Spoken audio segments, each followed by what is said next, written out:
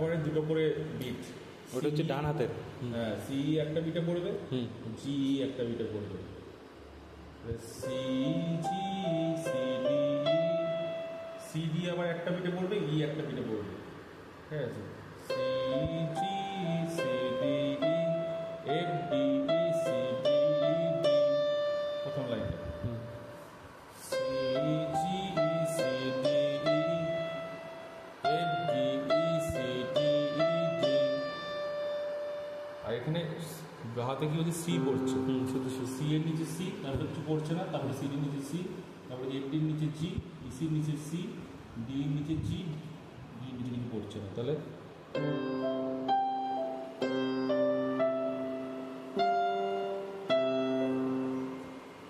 F D E C. কোনটা নিয়ে যেত, কোনটা?